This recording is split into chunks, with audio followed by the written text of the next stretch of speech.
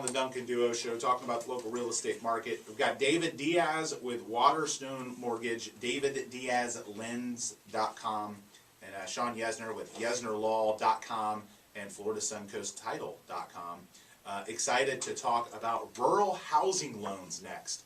Now, this is something that often gets overlooked by people that want a lower down payment loan alternative compared to, you know, FHA, VA. Obviously, if you can go VA, if you're a veteran, if you've served our country and you can go VA, that is definitely the way to go.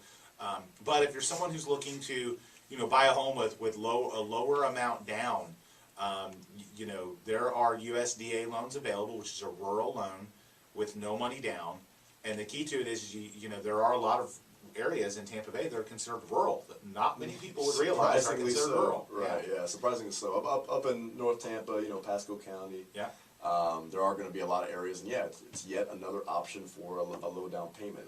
You did mention VA. I mean, VA is going to win versus Every pretty battle. much any. They're going to win that comparison every time. But if you're someone that's not VA eligible and looking for something, USDA definitely is an option. Actually, was a very prevalent option for a while. At the moment, just due to the first-time homebuyer grants that are available. Yes. That typically will win in today's world for 95% of people, but that's not going to last forever. So again, it's a $15,000 grant that's available to anyone who hasn't owned a home in the last 3 years. In Hillsborough, Pinellas, Pasco, and Polk, it doesn't have to be paid back. It's fantastic. But when that goes away, which will probably be sometime, you know, towards the end of next year, you know, USDA will come back into the forefront again, and it is a good loan. I mean, it's something 0% down.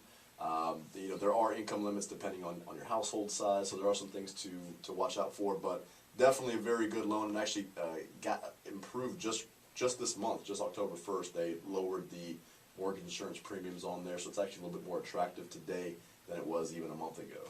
Another thing that, again, so to talk about a few of the locations, we talked about Pasco County, so you've got some areas in cities like Wesley Chapel, Lando Lakes, you know, so a lot of those Pasco County development areas that are really heavy with new construction and newer homes are USDA eligible. And it's interesting because you can drive, you know, 20 seconds to a Starbucks or a McDonald's, Yeah. or you know, there's all kinds of shopping and restaurants and Wiregrass and all this stuff, but they're considered rural loans. Doesn't seem like it should be considered rural. But Correct. You also have East Hillsborough that has some pockets that are considered rural. Fishhawk Ranch, Lithia is part of that package, I believe, still.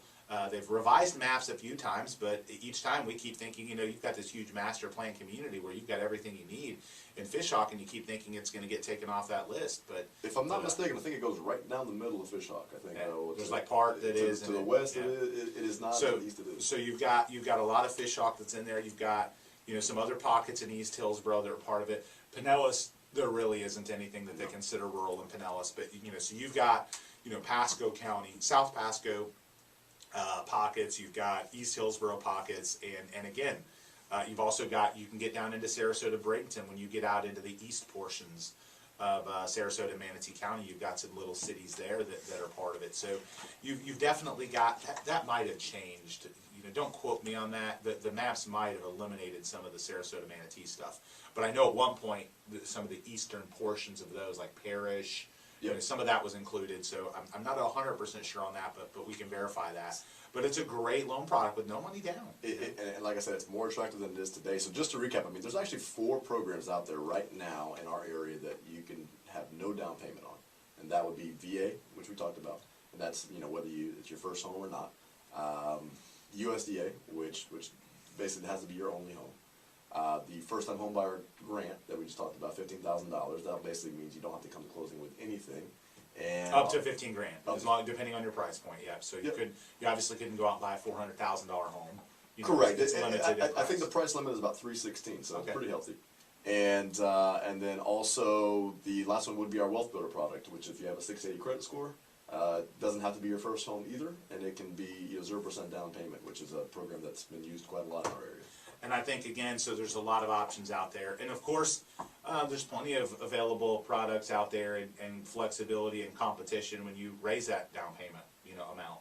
Jumbo loan products have gotten much more affordable than they were for a while, much more flexible. Absolutely. So that's something that, you know, there's certainly options for the jumbo loan crowd that wants to, you know, we tend to find, it seems like, you know, as you climb the price charts, you do see a lot more cash purchases, which is kind of interesting because rates are so low, why wouldn't you not? But I think people just, I think there's so much misinformation out there about, you know, challenges with getting a mortgage that is 2 or 3 years old that is not as big of a deal now, but that's the perception. For the first time that we've seen it in basically a decade, mortgage rules, mortgage lending is loosening a little bit. Yeah. So we're seeing that people are becoming a little bit more aggressive, like with this 100% down program. We're the only ones that offer that. Right. Not anybody else does it. That the jumbo loan program with 5% down earlier that I mentioned.